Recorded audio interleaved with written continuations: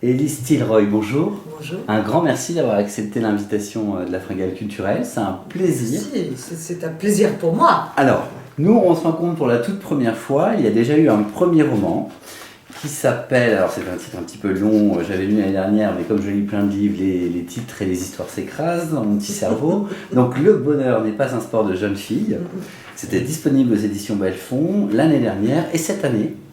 Un nouveau roman, La simplicité du coup de massue, toujours chez Belfond. Quels souvenirs vous gardez déjà de vos premiers pas qui se sont passés l'année dernière avec ce premier roman? Des souvenirs, c'est un peu fragmenté, pardon. Beaucoup de salons du livre, de foires au livre, de contacts, de ventes aussi dans des dédicaces.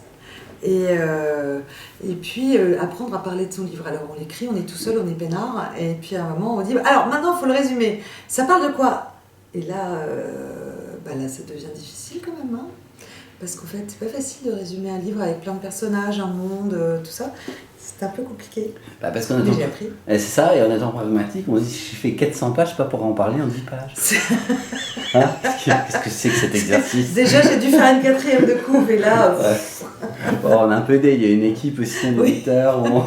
Heureusement, on est très aidés. Alors, la simplicité du coup de massue, je disais tout à l'heure en off, donc je le redis maintenant que j'ai adoré déjà le titre du livre, je me suis dit, oh, ça va être sympa.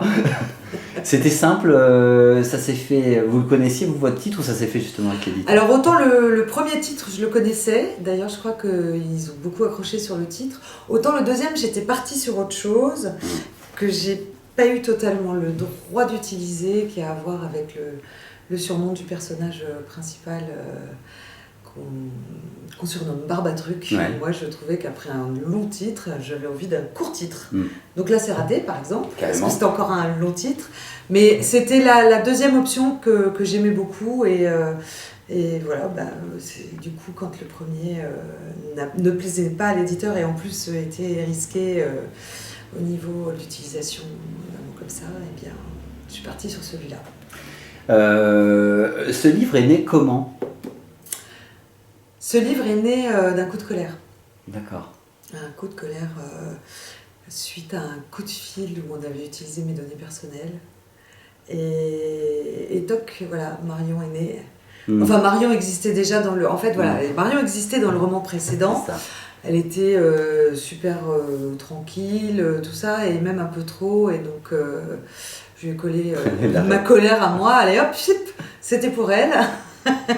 Et ma foi... c'est elle qui s'est pris le petit coup de massue sur la tête. Alors cette mère de famille, vous nous la présentez? Oui, alors c'est une mère de famille qui a du bon côté du manche par rapport au gâteau. Enfin voilà, elle est bien placée dans la vie, elle manque de rien, elle a des enfants, tout roule. Elle fait partie de ce qu'on appelle les CSP+.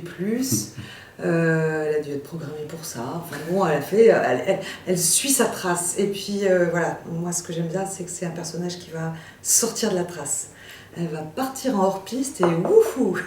Et là, alors là, ça nous prouve plein de rebondissements. Ah oui, là, oui. Après, oui. Je me suis bien amusée, en fait. Ce personnage, c'est quelqu'un que vous connaissez, ou c'est vraiment l'imagination, ou c'est un patchwork C'est un patchwork. C'est un patchwork de choses dont je rêve, de choses que je connais autour, de choses dont je me souviens moi, de choses... Enfin, c'est un vrai patchwork. Des situations, des fois, en se disant, tiens, là-dessus, j'ai été mauvaise, mais je vais le réécrire. Ouais. J'aurais voulu répondre ça, et je vais répondre ça. Oh, pas au niveau d'une réponse, mais non, mais parfois, on voit des situations et on se dit... Par exemple, j'étais en train d'écrire ce livre et tout à coup, il y a eu l'affaire Sony. C'est un livre qui parle quand même un peu des données personnelles. Et de l'utilisation de comment on doit prendre une place dans la société actuelle pour que ça marche. Enfin, ouais, c'est un peu... Et en plein dans l'écriture, j'étais en train de retravailler le texte, et paf, il y a l'affaire Sony qui explose, c'était cet hiver, avec le piratage des données personnelles de l'ensemble des employés de chez Sony. Exact. Et tout ça, hop, mis en ligne, rendu public avec les numéros de compte, tout. Et là, je me suis dit...